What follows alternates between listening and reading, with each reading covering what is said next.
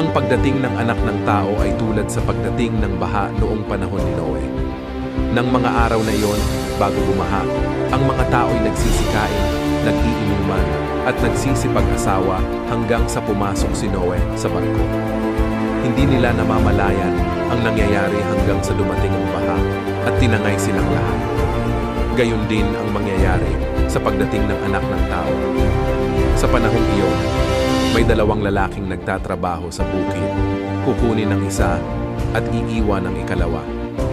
May dalawang babaeng nagtatrabaho sa gilingan. Kukunin ang isa at iiwan ang ikalawa.